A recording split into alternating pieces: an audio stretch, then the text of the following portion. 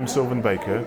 I'm Associate Director at People's Palace Projects, and we're lucky enough to be delivering a landmark project for Creative Barking Dagenham. Our project is the Becontree 100. People's Palace Project are a research and social justice arts project that's based at Queen Mary University over in Mile End. And we were approached by Creative Barking Dagenham to see if we could deliver a project which would help with their overall aim, which is to increase the cultural engagement of residents of Barking Dagenham, the borough. We chose the Becontree as our landmark, the landmark iconic estate, which is about 26,000 houses, and we're going to turn it into a gallery. A lot of the work that People's Palace Projects does is to invite individuals and communities to reflect and reimagine their space, their place. And we knew that the Becontree estate had an illustrious history. We chose the term the 100 because we know that was the medieval parcel of land that was designated for this area in the Domesday Book. And we knew that the Becontree estate was the model of social engineering that was created just after the First World War as a home for the returning veterans.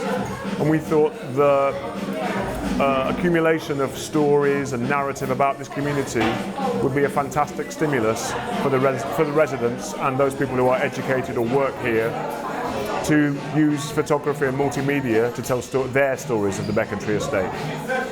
This is a project which allows images to tell stories, and also using the multimedia work, it will get behind the images and give richness and depth to those stories. We are endowing the residents of the estate as artists and celebrating the cultural activity that they already do and the cultural skills that they already have. The project starts on the 3rd of March and culminates with the exhibition and multimedia installation on the 10th of April. There are two phases to the project. There's the photographic phase, which runs working with our Brazilian artist Adriano Rodriguez, and then the multimedia project, which jumps off the back of the images created for the exhibition, and that runs working with our artists Gary Stewart and Diana Egbodoli. The project was created over a 5 or 6 week period, and it draws on People's Palace Project's legacy of working with international artists, particularly artists from South America and Brazil. So for the Becontree 100, we're working with a photographer called Adriano Rodriguez. He's a favela-based photographer who was trained by the Observatory of the Favelas.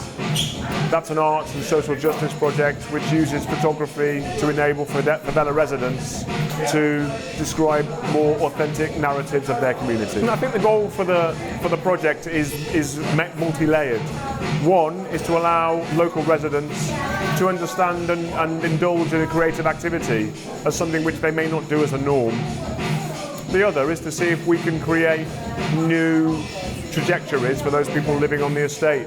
We hope that both the multimedia and the photography project will bring people together who may not speak to each other on a normal and regular basis.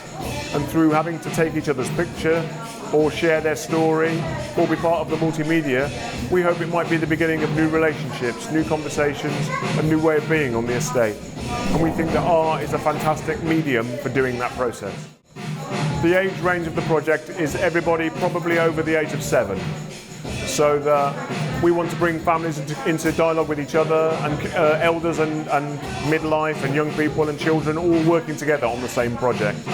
The idea is that the media we use, the artists we work with, are very experienced at working with children, young people and adults and elders. By bringing it all together, we have as rich a story as possible.